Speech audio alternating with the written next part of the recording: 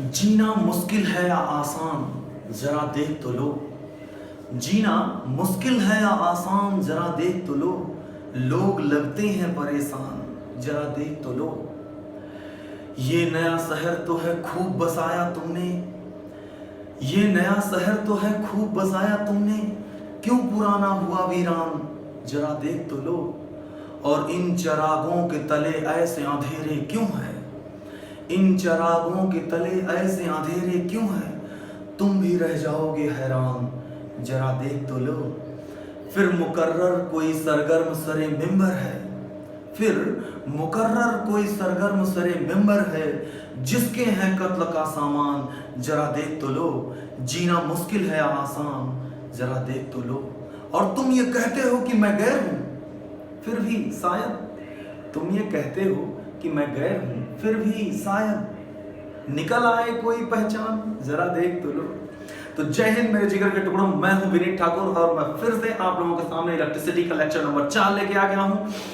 Photon academy के इस YouTube channel पे आपको मिल रहा है फ्री में, एकदम से फ्री में सारी चीजें, और फिर भी आप सब्सक्रिप्शन नहीं दे पा रहे हैं यार। फटाफट सब्सक्राइब करो, चैनल को शेयर कर दो अपने मामा के यहाँ, नानी के यहाँ, चाचा के यहाँ, मौसी के यहाँ, सारे जगहों पे आप वीडियोस को भेज दो। दादी को दिखाओ, मम्मी को दिखाओ, पापा के दिखाओ, सब लोगों को दिखाओ बहुत कायदे से, ठीक है।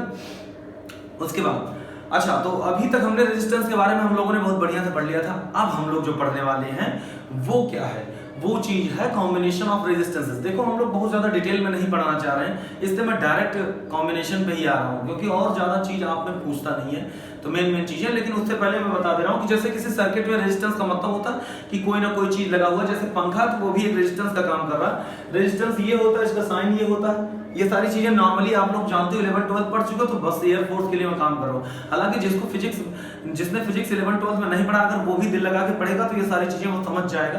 बिल्कुल का मतलब एकदम से नाता रिश्ता ना हो तो नहीं जान पाएगा। अगर वो पनवाड़ी है, पान वगैरह लगा रहा है, तो फिर वो जिंदगी में नहीं जान पाएगा। मेरे कहने का मतलब यह है कि नॉर्मली वो थोड़ा बहुत पढ़ाई किया तो ठीक है, और बहुत बड़ा वो वाला काम है तो क्या ही बताए, तो ठीक है। अनुराग वगैरह, अंकित वगैरह, जितने भी लोग हैं, ध्यान से देखें वीडियो को और कायदे से शेयर करें उसको और लाइक करें वीडियो को।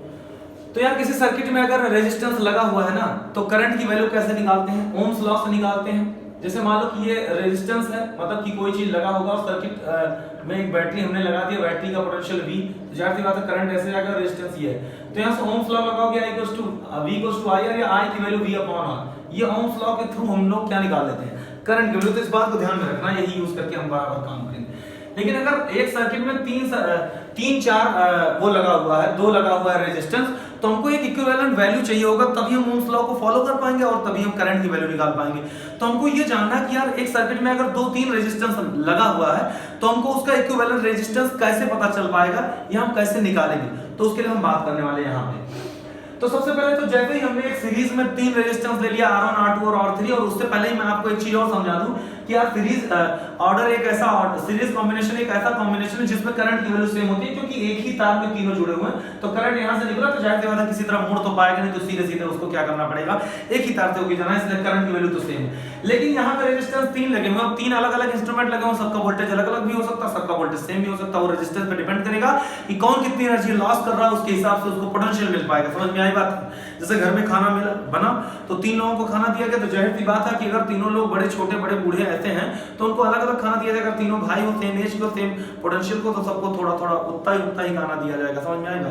लेकिन अगर तुम बड़े हो, तुम्हारा भाई छोटा है, तो उसको 1 रोटी, तुमको 4 रोटी, ऐसे टाइप का खाना दिया जाएगा। सेम वैसे ही जिसको ज्यादा एनर्जी की जरूरत है उसकी पोटेंशियल ज्यादा होगी, जिसको कम एनर्जी की जरूरत है उसकी पोटेंशियल कम होगी। ओके, तो ऐसे करंट फ्लो होता है। अब हमने कहा कि यार अपने पास एक ऐसा सर्किट है जिसमें केवल अकेले एक ही इंस्ट्रूमेंट लगा हुआ जो इन तीनों के बराबर एनर्जी अकेले लॉस कर रहा है। इसका मतलब इसका जो रेजिस्टेंस है वो अकेले इन तीनों के बराबर है, मतलब ये इक्विवेलेंट रेजिस्टेंस है इन तीनों का। तो ठीक है, आइए देखते हैं। पोटेंशियल डिफरेंट होगा लेकिन करंट सेम होगा, इसको ध्यान में रखते हैं। अगर ओम्स लॉ लगाएं इस R इक्विवेलेंट के लिए, तो V = I R इक्विवेलेंट, या I की वैल्यू V/R इक्विवेलेंट, इसकी वैल्यू अभी हम लिख लेंगे, ठीक है। यहां से V1 की वैल्यू कितनी हो जाएगी, IR1, करंट तो I है, V2 की वैल्यू IR2, करंट तो I है, V3 की वैल्यू IR3। लेकिन टोटल पोटेंशियल बैटरी का जो है वो तीन पार्ट में डिवाइड हुआ है, V1 V2 और V3। इसका मतलब है टोटल पोटेंशियल V की वैल्यू कितनी हो जाएगी, V1 + V2 + V3। यहाँ पे वैल्यू पुट करोगे, V की वैल्यू IR इक्विवेलेंट उठा के रखोगे तो IR इक्विवेलेंट की ये हो जाएगा V1 की वैल्यू IR1, V2 की वैल्यू IR2, V3 की वैल्यू IR3। यहाँ से I को हम खटाखट क्या कर देंगे, इसका मार देंगे इसको, तो R इक्विवेलेंट की वैल्यू होगा R1 + R2 + R3। अगर ऐसे ही n रेजिस्टेंस लगे होते तो जाहिर सी बात है कि R की इक्विवेलेंट की वैल्यू आता है R1 + R2 + R3 + dot dot dot up to infinity या Rn, ठीक है ना। और अगर R1 R2 और R3 सबकी वैल्यूज आपस में n रेजिस्टेंसेस लगे हो, सबकी वैल्यूज आपस में सेम हो और R है तो R + R कितनी बार, n बार, तो R इक्विवेलेंट की वैल्यू n * R, मतलब दो रेजिस्टेंस है तो 2R, तीन रेजिस्टेंस है तो 3R, 4 है तो 4R, 5 है तो 5R। समझ में आ रही बातें, इसका स्क्रीनशॉट ले लेना, लेकिन अभी इससे इस तरह पढ़ते हैं, ये इसकी वैल्यूज जानना। तो V1 की वैल्यू होता है IR1, V1 की value R1 * V/R equivalent, I की वैल्यू यहां से क्या निकला V/R इक्विवेलेंट। ये तो एक फार्मूला हो ही गया छोटा वाला, लेकिन R इक्विवेलेंट की वैल्यू यहां से रखोगे तो R1 + R2 + R3 हो जाएगा। तो फटाक से V1 की वैल्यू R1/R1 + R2 + R3, इसका मतलब V2 की वैल्यू R2/R1 + R2 + तो V3 की वैल्यू R3/R1 + R2 + R3। अगर ऐसे ही दो रेजिस्टेंस लगे होते, मेरी बात ध्यान से सुनना फटाफट, अगर ऐसे ही दो रेजिस्टेंस लगे होते, ये बैटरी है, ये R1 है और ये R2 है, यहाँ पे करंट आई जा रहा है, तो बताओ R इक्विवेलेंट की वैल्यू किसके बराबर, R इक्विवेलेंट की वैल्यू हो जाता R1 + R2 फटाक से, है ना। तो यहाँ से V1 अगर ये होता और ये V2 होता तो V1 की वैल्यू किसके बराबर होता, V1 की वैल्यू होता IR1 और V1 की वैल्यू I की वैल्यू क्या करता V/R इक्विवेलेंट, तो R1 * V/R इक्विवेलेंट, और R इक्विवेलेंट की वैल्यू आपको दिख रहा है, तो V1 की वैल्यू कितना हो जाता R1/R1 + R2 * V, और V2 की वैल्यू कितना हो जाता बताओ जल्दी फटाक से, R2/R1 + R2 * V। तो फटाफट इसका एक स्क्रीनशॉट ले लो भैया। वादियाँ मेरा दामन, रास्ते मेरी बाहें, जाओ मेरे। इसका मतलब ये है कि जब सीरीज कॉम्बिनेशन में रेजिस्टेंस को लगाया जाएगा तो रेजिस्टेंस की वैल्यू बहुत भयंकर बढ़ जाएगी। वो कहां चला गया यार, मिटाने वाला, मिटा रहे इसको। अब हम लोग पढ़ने जा रहे हैं पैरेलल कॉम्बिनेशन। जब से मिलने लगी तुमसे राहें मेरी, चांद सूरज बनी है निगाह। तो फटाक से हम पैरेलल कॉम्बिनेशन पे आते हैं, मतलब समांतर parallel combination.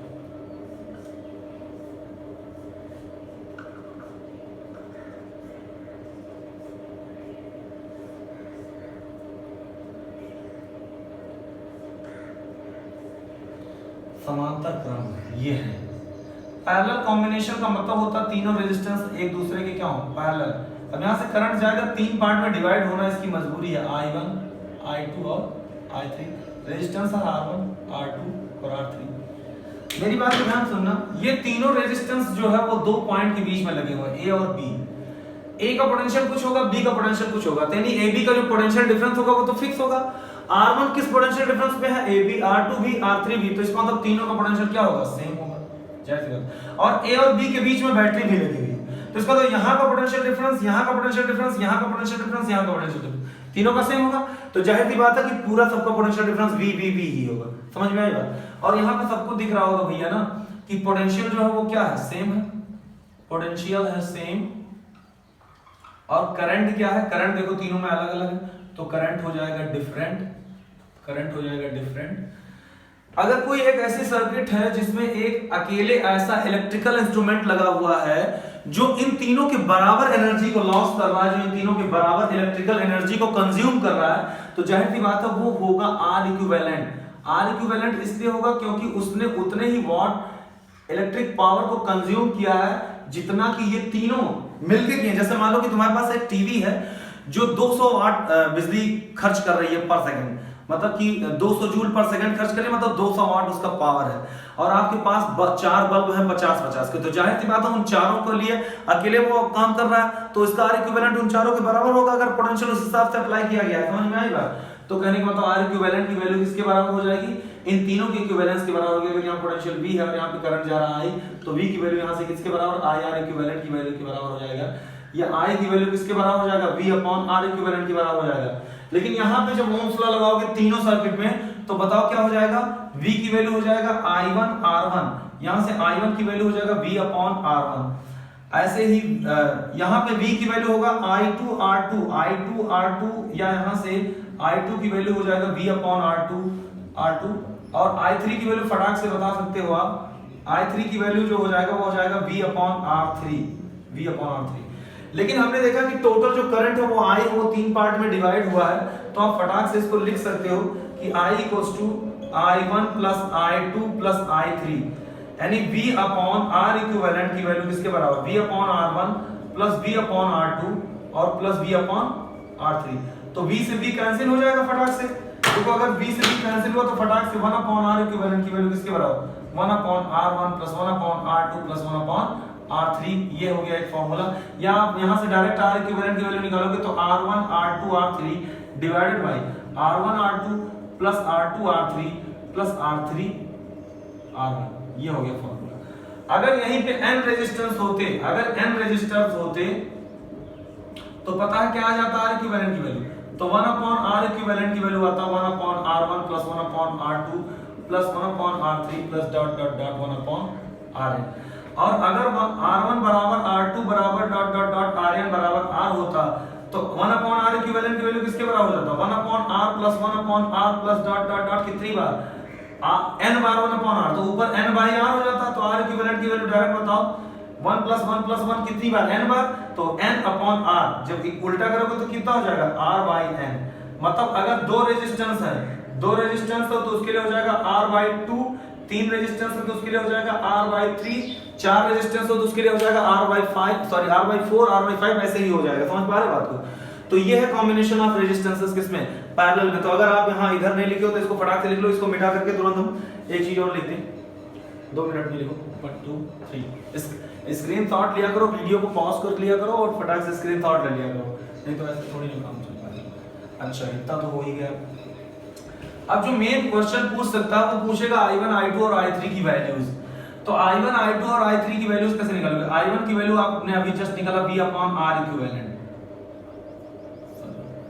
V upon R1, और यहां से V की वैल्यू I R इक्विवेलेंट है, तो I1 की वैल्यू हो जाएगा I R equivalent upon R1। दिख रहा अच्छे से कि नहीं, पता चले हम पढ़ाते चले जाए। हाँ, I1 की value I R equivalent upon R1। अब R1 की वैल्यू यहां से उठा के रख दोगे I1 की वैल्यू, तो हो जाएगा R इक्विवेलेंट की वैल्यू यहां से उठा के रखो R1 R2 R3 divided by R1 R2 plus R2 R3 और प्लस R3 R1। और देखो अपॉन R1 है तो डिवाइडेड बाय R1 करोगे और इनटू कैपिटल I करोगे, ये तो R1 से R1 कैंसिल, यानी I1 की वैल्यू डायरेक्ट कितना आ गया R2 R3 divided by R1 R2, I1 की जो वैल्यू आ गई वो आ गई R2 R3 divided by R1 R2 plus R2 R3 plus R3 R1 और इनटू कितना नेट I, ये I1 की वैल्यू। तो जैसे ऐसे ही I2, जब यहाँ 1 है तो यहाँ 2 और 3 है, तो जाहिर सी बात है अगर 2 है तो वहाँ पे 1 और 3 होगा, 1 नहीं है 1 2 3 में से 1 खत्म हो गया, तो 2 अगर आ गया तो यहाँ पे 2 1 2 3 में से 2 खत्म हो जाएगा, तो ऊपर हो जाएगा R1 R3 और डिवाइडेड बाय पूरा R1 R2 plus R2 R3 और प्लस R3 R1 इनटू कितना नेट I। ऐसे ही I3 की वैल्यू लिखोगे कितना आ जाएगा R1 R2, भाई यहाँ 3 नहीं होगा R1 R3 में से, R1 R2 R3 में से, तो R1 R2 और प्लस R2 R3 और plus R3 R1 into net है टोटल करंट। तो ये हो गया I1 I2 और I3 की वैल्यू।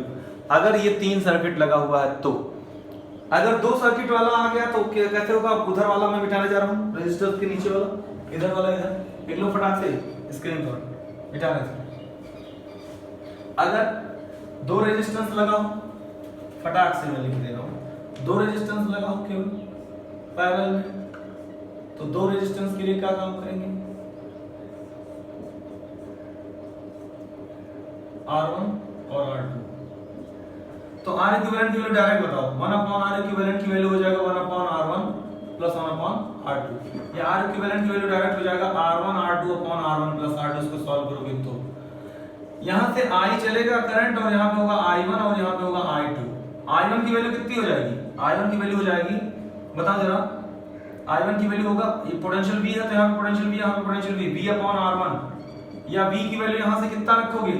IR इक्विवेलेंट, V की वैल्यू IR इक्विवेलेंट होता है ना, तो V की value IR equivalent upon R1 रखोगे और R1 की R इक्विवेलेंट की वैल्यू उठा के यहां से रख दोगे, तो I into R1 R2 upon R1 plus R2 और डिवाइडेड बाय क्या है? R1 से R1 मर गया, तो I1 की वैल्यू फटाक से आपको मिल गया R2 upon R1 plus R2 into net I। अगर I1 की वैल्यू हो गया तो I2 की वैल्यू कितनी हो जाएगी, बता दो जरा यहीं से। जब यहाँ I1 है तो यहाँ R2 है, तो I2 है तो यहाँ क्या हो जाएगा? R1 upon R1 plus R2 into net I। तो अगर आपको कुछ नहीं समझ में आया है तो फिर से एक बार वीडियो को पीछे करके देख लेना और इसकी एक स्क्रीनशॉट ले लो। तुमको देखा तो ये ख्याल आया, जिंदगी धूप तुम घना साया, तुमको देखा तो ये ख्याल आया। मिटा रहे हैं, तो इस तरीके से हम पोटेंशियल और करंट की वैल्यू निकाल सकते हैं फटाफट। मिटा रहे हैं इसको 1 2 3। एक छोटा क्वेश्चन करके देख लेते हैं। जैसे मान लो कि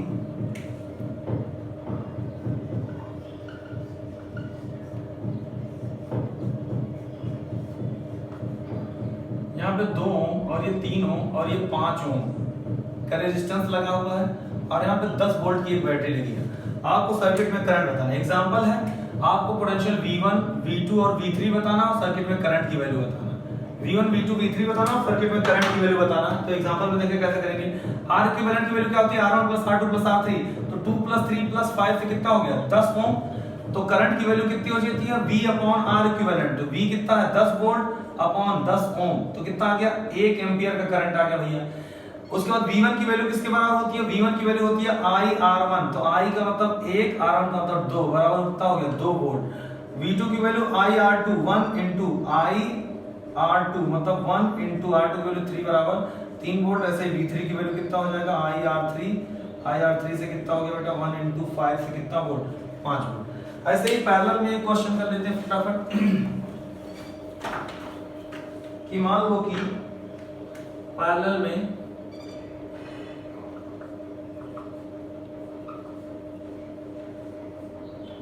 पैरेलल कॉम्बिनेशन में आपने बैटरी लगाया हुआ है, ये बैटरी लगा और यहाँ पे आपके पास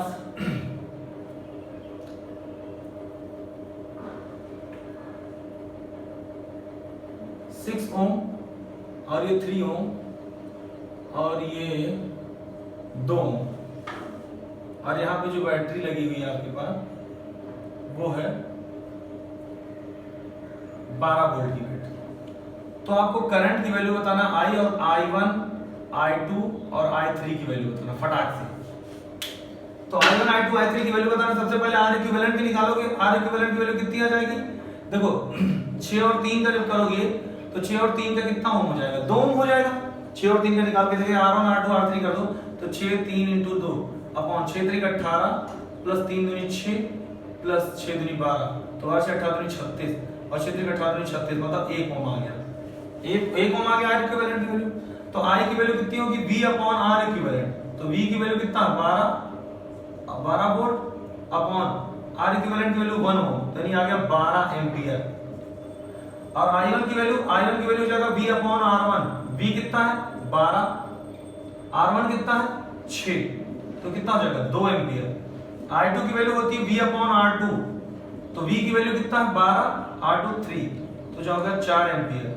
I3 की वैल्यू कितनी हो जाएगी? V अपॉन R3, V कितना है? 12, R3 कितना है? 2, तो हो जाएगा 6 एम्पियर। तो 4 2 6 6 6 12, तो टोटल 12 एम्पियर करंट जाएगा। जिधर सबसे ज्यादा रेजिस्टेंस उधर सबसे कम करंट, 2 एम्पियर, 4 एम्पियर और 6 एम्पियर। समझ में आएगा? इस तरीके के क्वेश्चन आते रहते हैं, तो कर लेना। बाकी की बातें हम करेंगे नेक्स्ट वाले लेक्चर में। जय हिंद।